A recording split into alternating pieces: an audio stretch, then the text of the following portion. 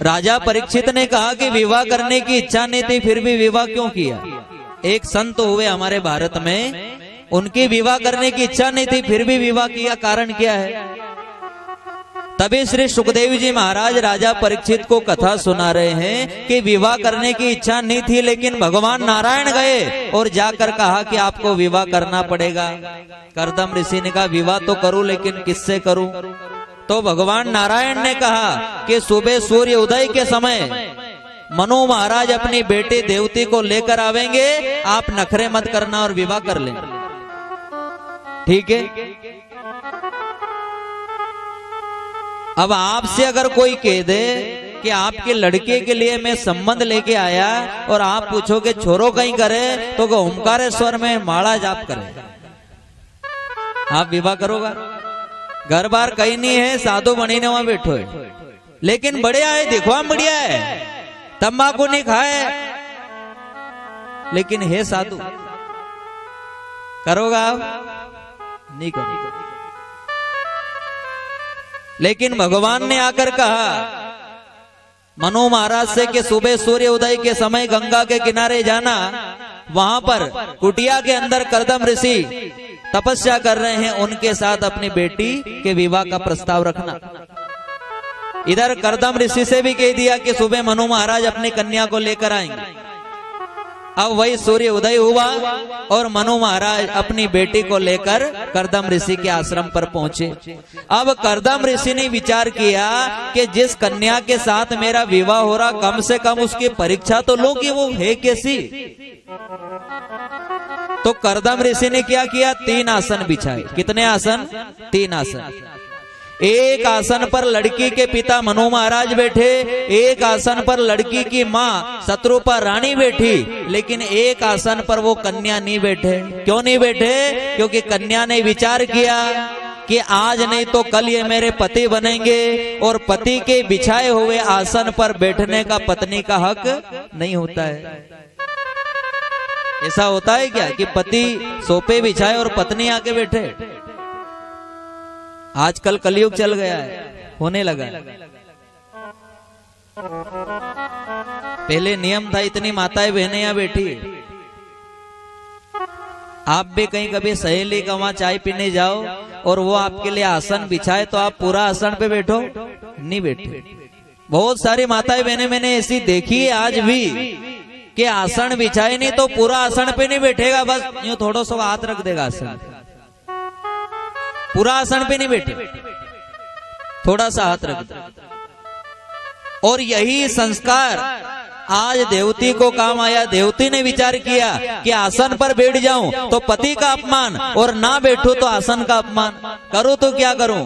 तो वही माँ बाप के संस्कार याद आए और वही थोड़ा सा हाथ रखा आसन पे। आसन पे नहीं बैठी, थोड़ा सा हाथ रखा, तो आसन का भी मान सम्मान रह गया और पति का भी मान सम्मान रह गया। नहीं तो आजकल तो डायरेक्ट बैठे सोफा पे ही नहीं। क्या करता है रे? तो डायरेक्ट। लेकिन वही देवती मैया ने थोड़ा सा हाथ रखा और कर्दम ऋषि ने कह दिया कि मुझे ये विवाह स्वीकार है, मुझे लड़की पसंद है। लेकिन कर्दम ऋषि ने क्या कहा मनु महाराज से कि मैं विवाह करने के लिए तो तैयार हूं, लेकिन जैसे ही विवाह हुआ कि 36 साल तक तप में बैठूंगा। कितने साल तक? 36 साल तक।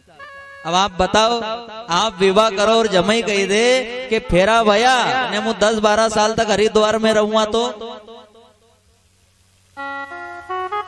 साधु बनी जाऊंगा, तो कोई विवाह करेगा? अरे साधु बनना तो पहला से बन, क्यों जिंदगी बर्बाद करे छोरी? मनु महाराज ने कहा बेटी तेरी क्या इच्छा है?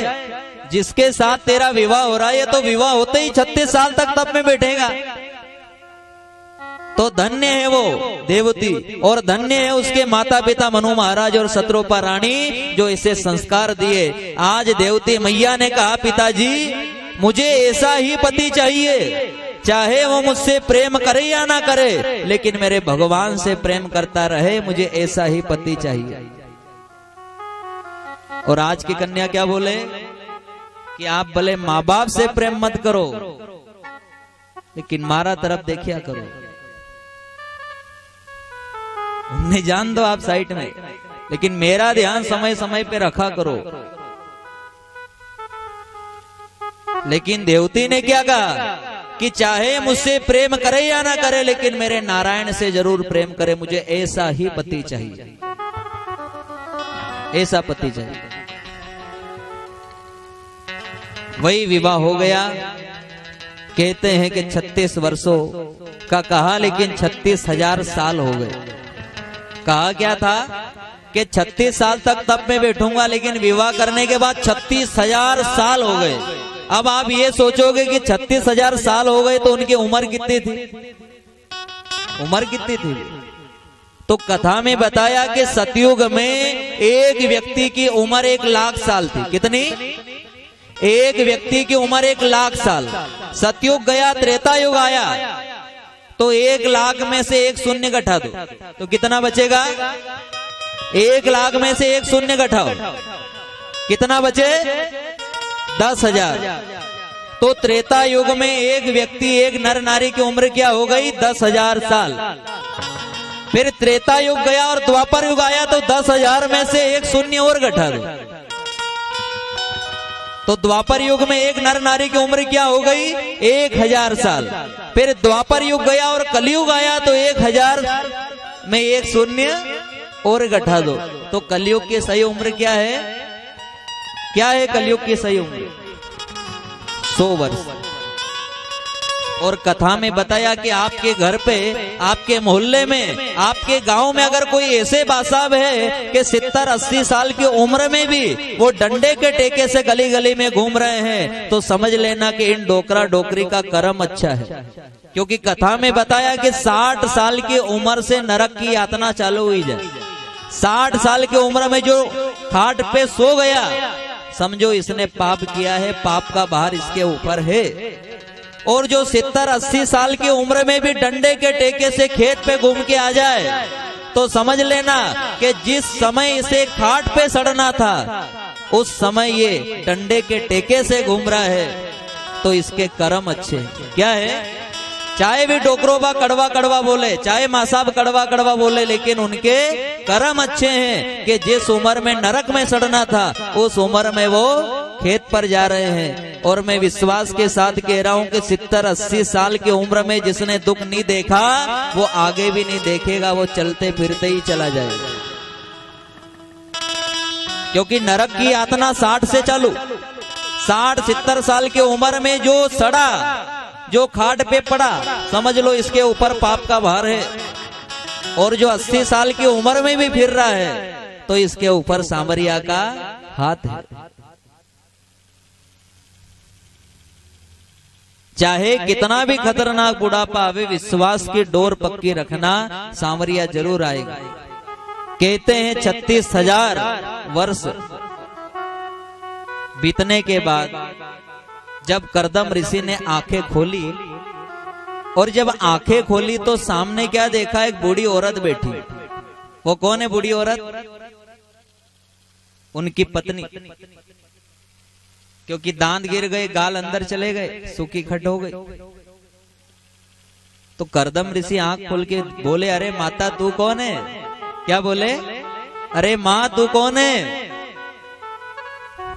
देवती ने कहा कि मैं मां नजर आ रही हूं। याद करो आपने क्या कहा था? 36 वर्ष तक तब करूंगा, लेकिन 36,000 साल हो गए, अभी तक मैं आपका इंतजार कर रही हूं कि अब जागे, अब जगे, अब जगे। और आज कर्दम ऋषि ने कहा, वाह, तेरी जैसी पत्नी पाकर मैं धन्य हो गया।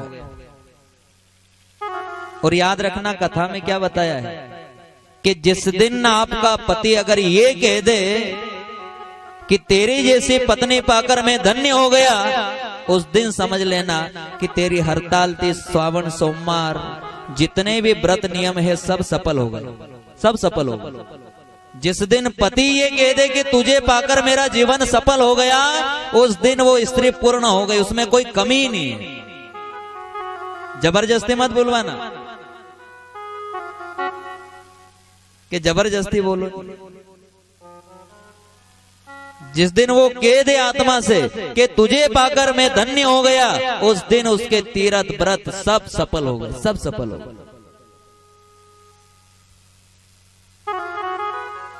श्री सुखदेव जी महाराज राजा परीक्षित को कथा सुना रहे हैं कि आज कर्दम ऋषि ने कहा कि तेरे जैसे पत्नी पाकर मैं धन्य हो गया हूं। वही कहा स्नान कर लो, सरोवर में स्नान किया तो कहते हैं ऐसा चमत्कार हुआ कि देवती मैया 18 वर्ष की कन्या हो गई, कर्दम ऋषि 22 साल के युवक हुए, उनके वहां पर 9 कन्या और एक बालक का जन्म हुआ। बालक का नाम है, बोलिए कपिल महाराज की।